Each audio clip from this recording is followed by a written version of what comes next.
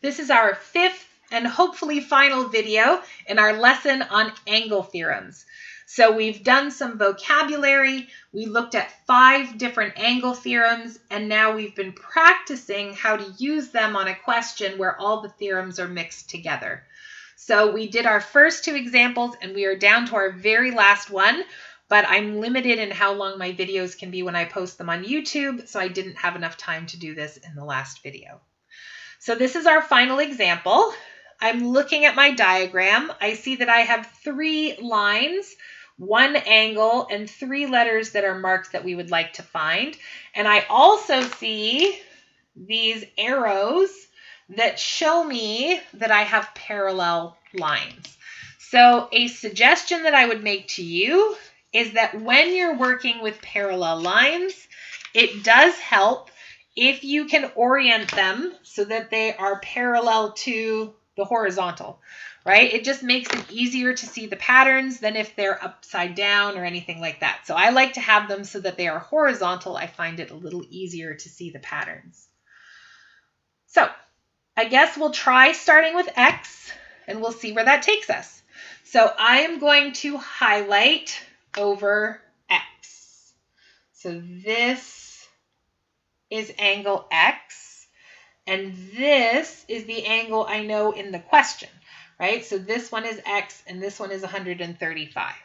Now those 2 together make an F. So I'm going to use F pattern for this. Now what does F pattern tell us? F pattern tells us that these 2 angles should be the same. So this should be 135 degrees as well. So X, we're using F pattern. You can just write F. You can write F pattern. You can write F pat. Usually I just write F. It does not require a calculation, and the answer was 135 degrees because they are both equal.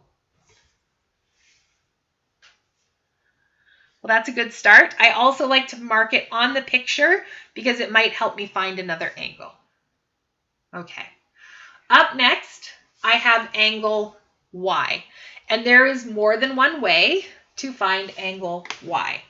So if I trace over where angle Y is, I could use the 135 degrees down here, and those 2 angles together make a straight line. So 135 and Y together make a straight line.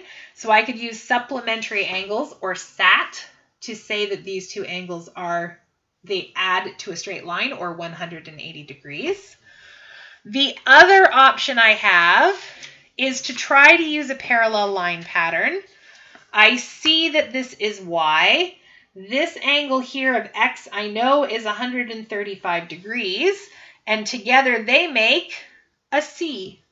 So I either could use the supplementary angle theorem with the 135 down here, or I can make a C pattern and use the 135 degrees up here. Does it matter which one you pick? No, but I think I want to do C pattern just because we haven't used it yet. Now, C pattern angles are not equal. They add to 180 degrees. So Y and 135 would add to 180 degrees. Except I wrote that wrong. I put Y plus 135 plus 180. It should be Y plus 135 equals 180. And then I would subtract 135 from both sides.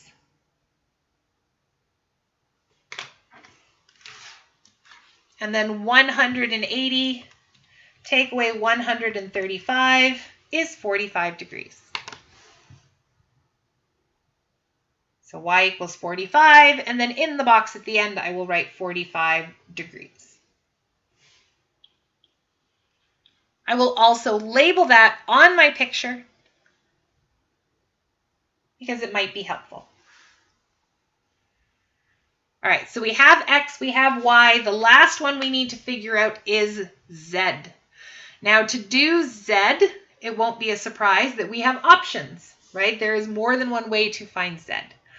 So one option is that this angle Z and this angle X, or the 135 degrees, make a straight line. So they should add to 180 degrees because they make a straight line.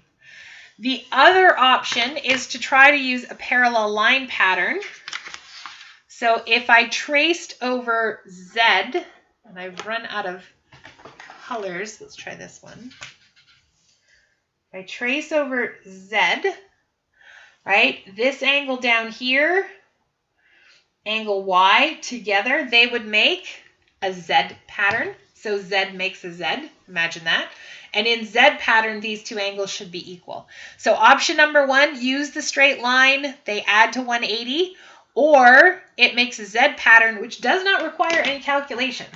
So I wonder which one I'm going to use, the one that doesn't require any calculation. So I'm going to use Z pattern for this last one.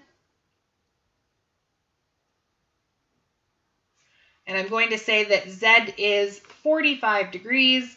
It's the same as angle Y and does not require a calculation. Okay, so the rest of this package is for homework or practice to do right now. Whatever you don't finish will be homework for tonight. My advice to you when you're doing questions, if there's a lot, just cover up parts, right? Look for patterns, look for the straight line, look for that square for the 90-degree angle, look for those parallel line markings, right? To try to help you figure out where your patterns are. All right, so good luck, and I will see you tomorrow.